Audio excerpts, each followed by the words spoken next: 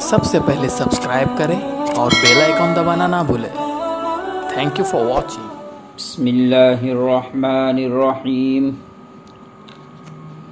الحمد للہ نحمده ونستعینه ونستغفره ونؤمن به ونتوکل علیہ ونعوذ باللہ من شرور انفسنا ومن سیئات اعمالنا،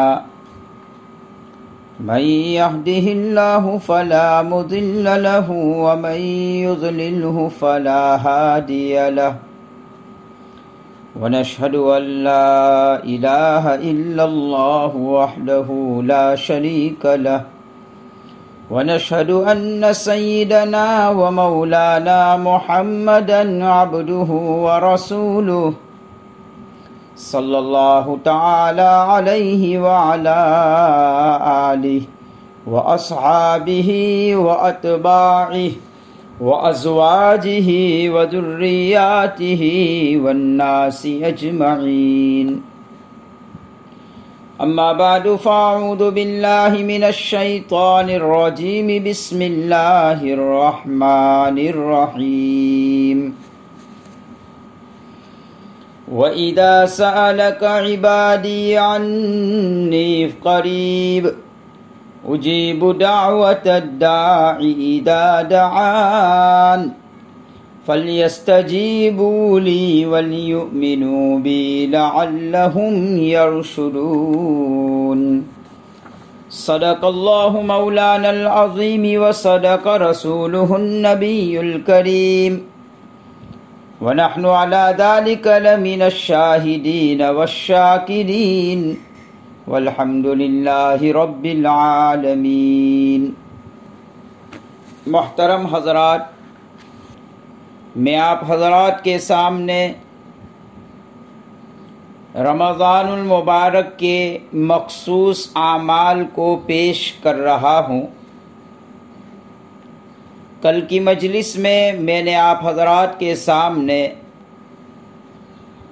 کلمہ طیبہ کے ذکر کی اہمیت کو پیش کیا تھا، اور کلمہ طیبہ کا ورد جس دھیان اور کیفیت سے کرنا چاہیے اس کی کچھ وضاحت آپ کے سامنے پیش کی تھی۔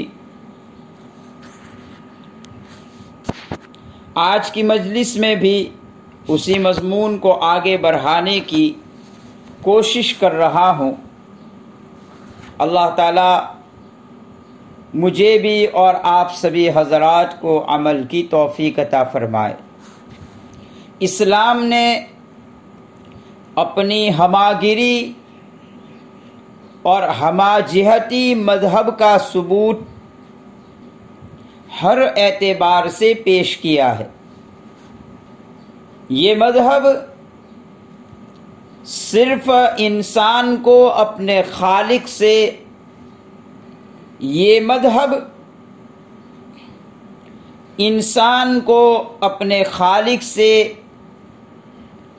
جڑوانے کا کام کرتا ہے،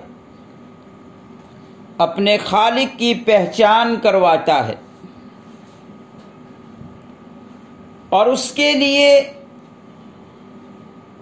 جو بھی طریقے ہوتے ہیں مذہب اسلام نے ہر شعبے کی ہمہ جہتی تعلیم بندوں کے نام پیش کی۔ یہ مذہب ہر انسان کو اپنے خالق سے جوڑنے کا کام کرتا ہے۔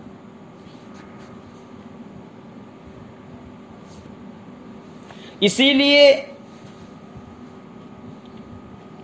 بندے کو حکم دیا کہ جہاں قرآن کریم نے کثرت سے ذکر کرنے کا بندے کو مکلف کیا ہے، یا ایھا الذین آمنوا اذکروا اللہ ذکرا کثیرا کی شکل میں، کہ بندے کو چاہیے کہ ہر وقت اپنے پروردگار کو یاد کرتا رہے۔ اس کی بہترین شکل یہ ہے کہ انسان موقع کی دعاؤں کا اہتمام کرے۔ نبی اکرم صلی اللہ علیہ وسلم کی زندگی سے اس کا بہت اہتمام ثابت ہوتا ہے کہ اللہ کے نبی علیہ السلام موقع و محل کی دعاؤں کا خوب اہتمام فرماتے تھے اور امت کو اس کی تاکید فرماتے رہتے تھے۔ ایک رب العالمین ہی ایسی ذات ہے کہ جب بندہ اپنے پروردگار کو پکارتا ہے تو اللہ جو کہ خالق کائنات ہے وہ بندے کی ہر پکار پر لبیک کہتا ہے، اور بندے کی حکمت اور مصلحت کے پیش نظر یا تو اسی وقت اس کی دعا کو قبول کر لی جاتی ہے اور وہ جو اپنے پروردگار سے مانگتا ہے اسے دے دیا جاتا ہے، یا تو پھر اللہ تعالی اس چھوٹی سی مصیبت دے کر اس کے اوپر کوئی بڑی مصیبت آنے والی ہو اس سے اس کی حفاظت کرتے ہیں، یا تو تیسری چیز اللہ تعالیٰ اس دعا کو آخرت کے لیے ذریعہ بنا دیتے ہیں۔ مطلب یہ ہوا کہ دعا کرنے والا کسی بھی شکل میں محروم نہیں ہوا، اور دعا کے دو فائدے سامنے آئے۔ ایک فائدہ تو یہ ہوا کہ بندے کو اپنے پروردگار کے قدرت اور طاقت کا یقین ہوا کہ میں میرے پروردگار سے سوال کروں گا تو میرا پروردگار میرے کام کو بنا دے گا۔ گویا اللہ کی قدرت اور اللہ کی طاقت کا بندہ اعتراف کرتا ہے،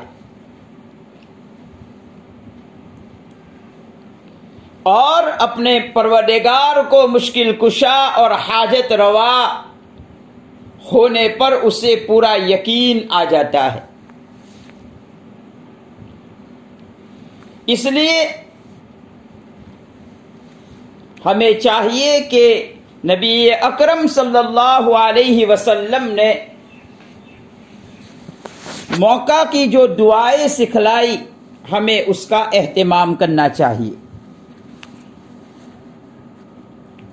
خصوصی طور پر جبکہ اس وقت ہم حالات کے شکار ہیں۔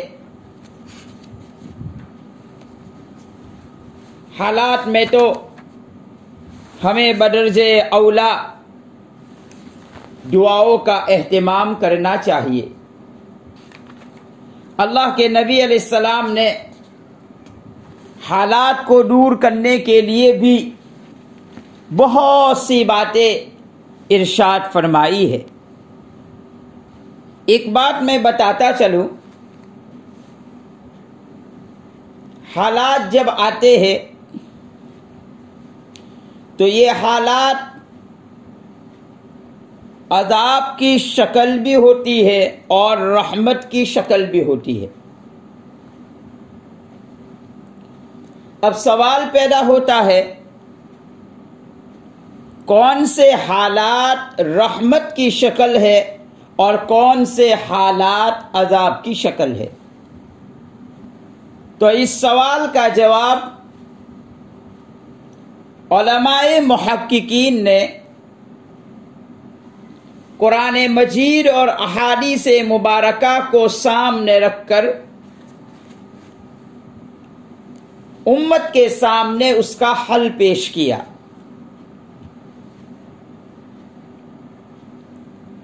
جب انسان پر حالات آئے اور حالات آنے کے بعد اس کا دھیان، اس کی توجہ اللہ کی طرف ہو جائے اپنے گناہوں پر ندامت ہو، توبہ و استغفار کرتا رہے،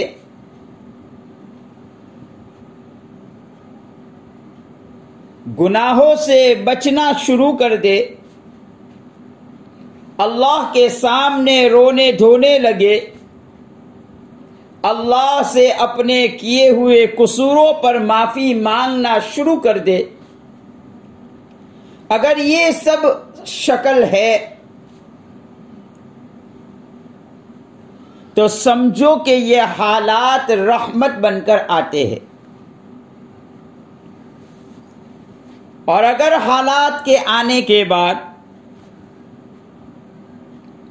انسان پریشان ہو کر ادھر ادھر بھاگنے لگے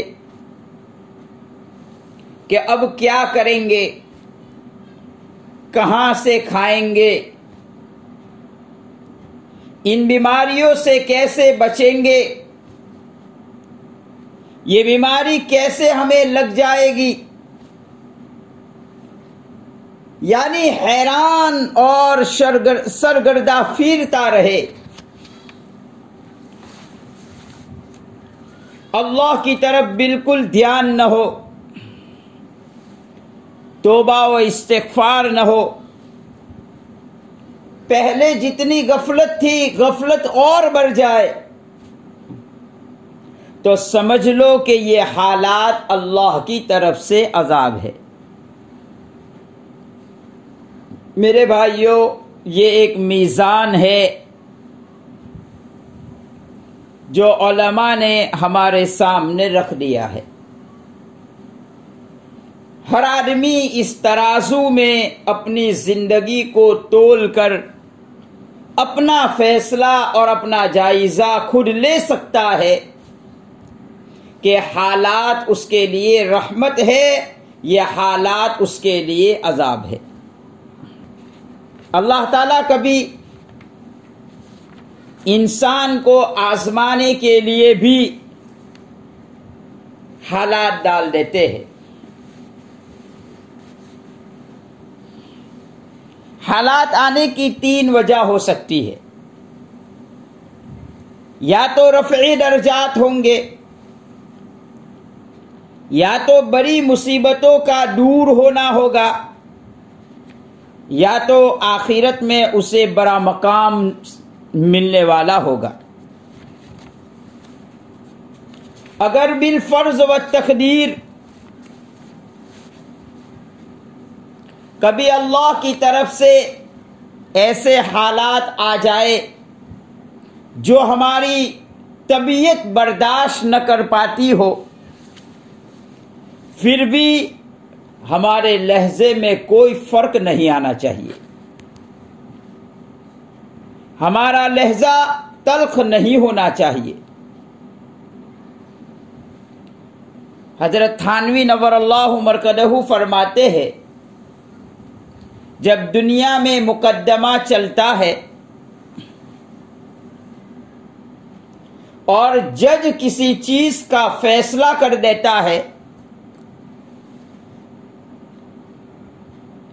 اب فیصلہ جو بھی ہوگا ایک کے حق میں خیر ہوگا، ایک کے حق میں شر ہوگا۔ اب پورے معاشرے والے جانتے ہیں کہ اس مقدمے میں حق پر کون ہے اور جھوٹ کون ہے۔ بالفرض و تقدیر دلائل کی روشنی میں جج نے جھوٹ والے کے حق میں فیصلہ کر دیا کہ یہ برحق ہے، اور حق اور سچا جو آدمی تھا اس کے خلاف فیصلہ ہوا، لیکن وہاں کسی کو جج کے سامنے بولنے کی ہمت نہیں ہوتی۔ جب ایک دنیاوی جج کے سامنے آدمی نہیں بول پاتا ہے اور اس کے فیصلے کو سر تسلیم خم کر لیتا ہے، تو اللہ کی طرف سے اگر کچھ برے حالات آ جائے تو انسان کو ان حالات میں بھی کوئی شکوہ شکایت نہیں کرنا چاہیے۔ حضرت تھانوی نور اللہ مرکزہ نے ایک بزرگ کا واقعہ لکھا ہے کہ ایک مرتبہ بارش ہو رہی تھی، گرمی بہت تیز تھی، شدید تھی، اور اس موقع پر اللہ نے اپنی رحمت اتار دی، بارش ہوئی۔ تو اس بزرگ کی زبان سے جملہ نکل گیا، کیا موقع پر بارش ہوئی؟ اللہ تعالیٰ نے فوراً ان پر عتاب کیا اور ان کو سزا دی اور ان کو یہ سمجھایا کب ہم نے بے موقع بارش برسائی ہے۔ اس لیے حالات جو بھی ہو، حالات کے دور کرنے کے جو اسباب ہم استعمال کر رہے ہیں، جو تدابیر ہم کر رہے ہیں، تو دعاؤں کا اہتمام یہ بھی ایک سبب ہے۔ موقع موقع کی دعاؤں کا ہمیں اہتمام کرنا چاہیے۔ حضرت عبداللہ ابن عمر رضی اللہ تعالیٰ عنہ کی ایک روایت ہے، اور اس روایت میں انہوں نے ایک دعا بتلائی۔ ان حالات میں ہمیں اس دعا کا اہتمام کرنا چاہیے۔ اللہم سلمنی وسلم منی، کتنی پیاری دعا ہے۔ اے اللہ، ہر وبا سے، ہر آفت سے، ہر بیماری سے اللہ تو مجھے سلامتی عطا فرما، اور میرے ذریعے سے دوسروں کو بھی سلامتی عطا فرما۔ اللہم سلمنی وسلم منی۔ آدمی کو صبح شام اس دعا کا اہتمام کرنا چاہیے۔ اللہ کے نبی علیہ السلام نے ایک اور دعا بتلائی۔ حضرت عبد الرحمن بن ابی بکرہ رضی اللہ تعالی عنہ کی روایت ہے کہ اللہ کے نبی علیہ السلام اس دعا کا اتنا اہتمام کرتے تھے کہ ہمیں یہ لگتا تھا کہ یہ دعا نبی اکرم صلی اللہ علیہ وسلم کے لیے فرض اور واجب ہے۔ اللہ کے نبی علیہ السلام اس دعا کا اتنا اہتمام کرتے تھے۔ یاد تو ہم سب کو بھی ہوتی ہے، لیکن غفلت کی وجہ سے پڑھنے کا معمول نہیں ہوتا ہے۔ اللہ کے نبی علیہ السلام کی وہ دعا، اللہم عافنی فی بدنی، اللہم عافنی فی سمعی، اللہم عافنی فی بصری، لا الہ الا انت۔ اے اللہ، میرے بدن میں عافیت اور سلامتی عطا فرما۔ اے اللہ، میرے کانوں میں عافیت اور تندرستی عطا فرما۔ اے اللہ، میری آنکھ میں عافیت اور سلامتی عطا فرما۔ اے اللہ، آپ کے سوا کوئی معبود نہیں ہے۔ اللہ کے نبی علیہ السلام اس دعا کا بہت اہتمام کرتے تھے۔ علماء نے لکھا ہے کہ آدمی واحد کی جگہ پر جمع کا صیغہ استعمال کر لے تو اس سے اس کے اہل و عیال اور اس کی فیملی کی بھی حفاظت ہو جاتی ہے۔ اللہم عافنا فی بدننا، اللہم عافنا فی سمعنا، اللہم عافنا فی بصرنا، لا الہ الا انت۔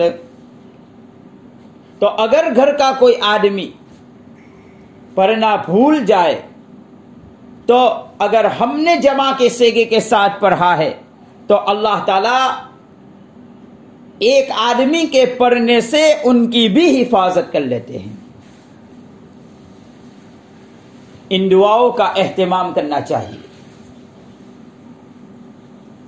ایک اور دعا میں بتلاتا ہوں حالات کی مناسبت سے۔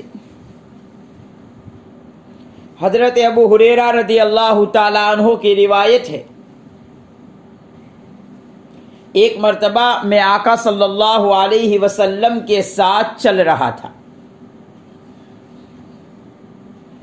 اور اس طرح سے چل رہا تھا، میرا ہاتھ آقا کے ہاتھ میں تھا،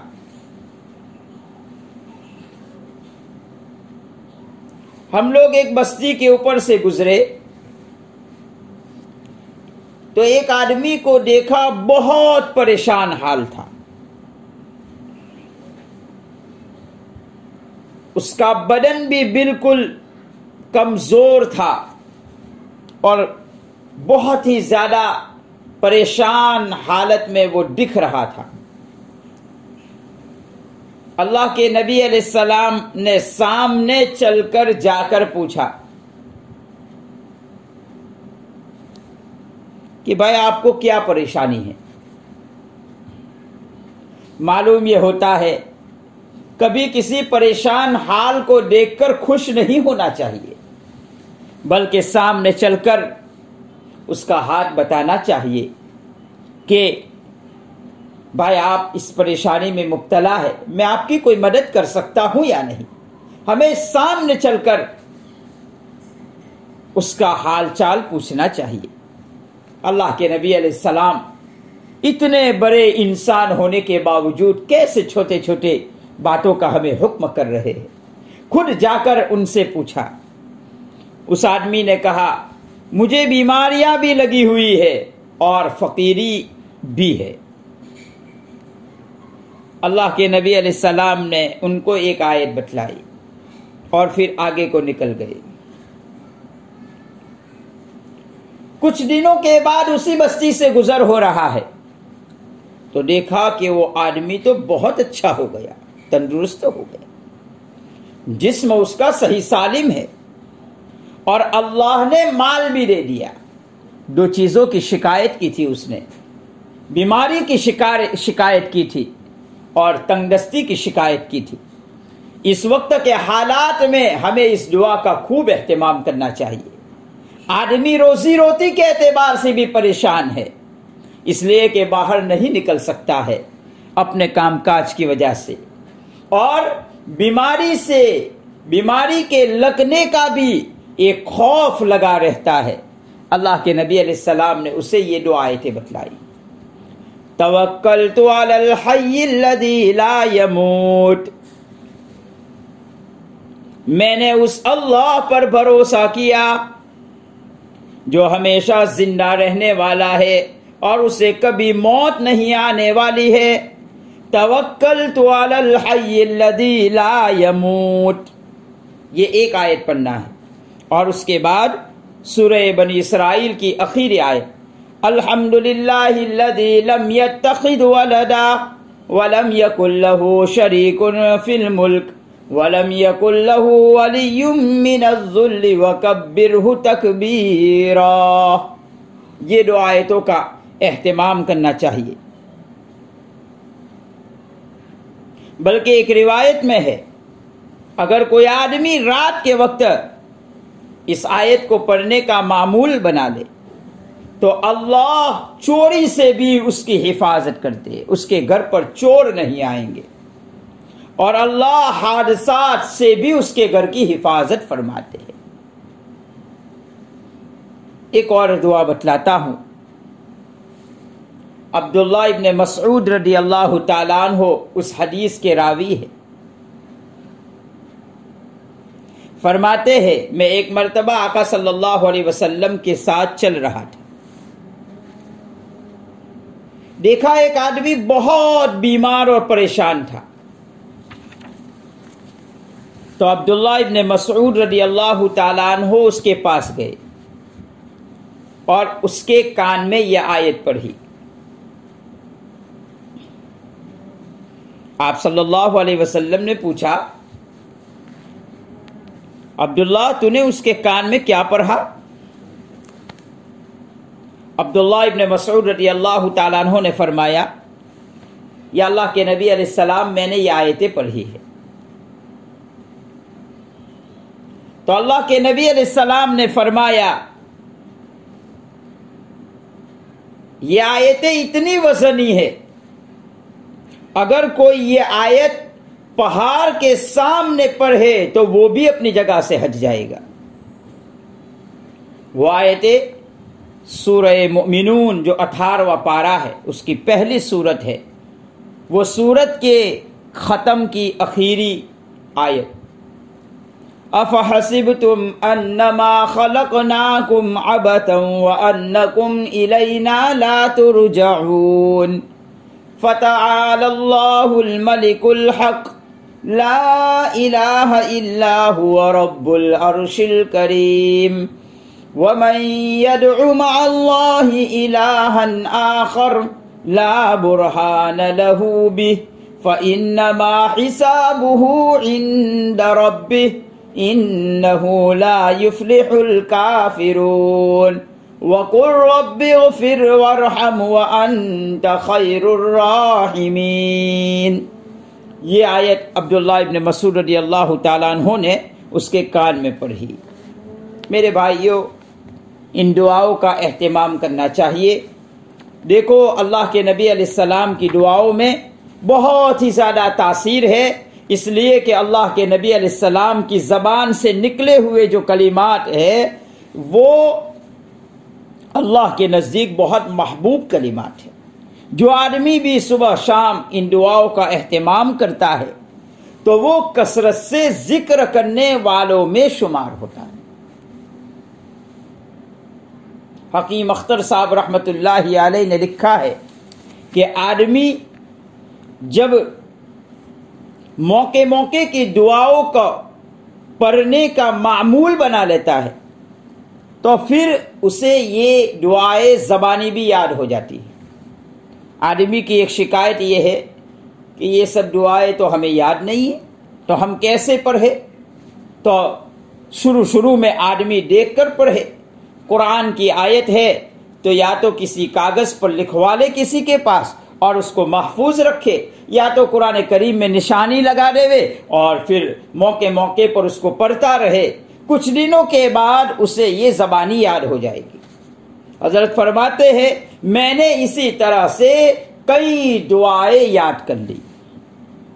شرط یہ ہے کہ اللہ کے نبی علیہ السلام نے جو باتیں بتلائی ہم اس کا اہتمام کریں۔ اللہ پاک ان دعاؤں کا اہتمام کرنے کی ہم سب کو توفیق عطا فرمائے۔ تو میں نے کل ایک مضمون آپ لوگوں کے سامنے یہ پیش کیا تھا کہ رمضان المبارک کے مخصوص اعمال میں سے پہلی بات یہ ہے کہ آدمی لا الہ الا اللہ کا کثرت سے ذکر کرے۔ علماء نے لکھا ہے کہ آدمی صبح شام کی ان دعاؤں کا اہتمام کرنے کے ساتھ اگر اسے کثرت سے لا الہ الا اللہ پڑھنے کا موقع نہ بھی ملے تو بھی اس کے لیے کثرت سے ذکر کرنے والا لکھ دیا جاتا ہے۔ کثرت سے لا الہ کلمہ طیبہ یعنی لا الہ الا اللہ پڑھنے والا لکھ دیا جاتا ہے۔ تو اسی کی ایک شک اور ایک کری ہمیں صبح شام کی دعاؤں کا اہتمام کرنا چاہیے۔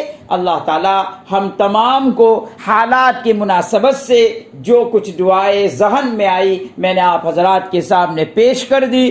اللہ ان دعاؤں کا اہتمام کرنے کی توفیق عطا فرمائے۔ وآخر دعوانا ان الحمد للہ رب العالمین۔